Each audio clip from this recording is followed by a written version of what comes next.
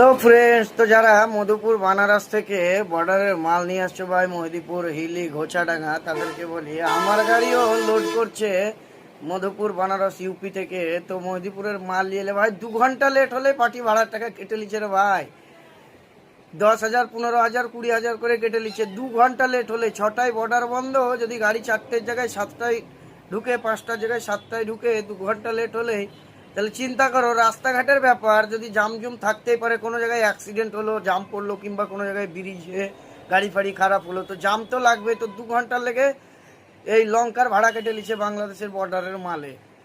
তো কঠিন ব্যাপার এইসব পার্টিদের মাল লোড করে যারা ভাড়া কেটে নিচ্ছে, পরের টিপে গিয়ে তো আবার লোড করবো নাকি, তাদের কোনো মেন্টালিটি নাই, তাদের কোনো টেনশনই নাই, ভাবছে আর গাড়ি যাবে না, লোডই করবে না কোনো দিন। এইসব পার্টিকে কি করতে হবে বন্ধু, তোমরাই বলো কমেন্টে। যদি মাল নিয়ে চলে এসে অন্য জায়গায় বিক্রি করে দিই, তাও এক জ্বালা, আবার ওখানে গাড়ি পাঠাতে পারবে না তুমি। তো ভাই বিঘার চারিদিক দিয়ে লেগে আছে, বুঝতে পারলা তো।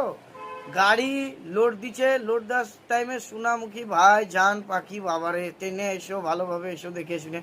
গাড়ি 2 ঘন্টা লেট হয়ে গেলেই বাবারে গালের ফোয়ারা বয়েছে, বোকা চোদা চুদির ভাই, রাস্তায় কি গাঁড় মারাছিলা, কি বাল ছিঁড়ছিলা। অন্য গাড়ি ঢুকলো, একটা গাড়ি তো রাস্তায় চলতে গিয়ে পাংচারও হতে পারে নাকি। একটা গাড়ি দেখাচ্ছি স্টেপনি খুলতে গিয়ে 1 ঘন্টা লেট হয়ে গেল, দেখাচ্ছে গাড়িটার টায়ার চেঞ্জ করতে গিয়ে, তারও ভাড়া কেটে নিচ্ছে। সহ্য করবে রে ভাই, কি ব্যবসা শিখেছিলাম। গাড়ির ব্যবসা হচ্ছে সবচাইতে চুতিয়া ব্যবসা, মালিকের পয়সার কোনো ভ্যালুই নাই।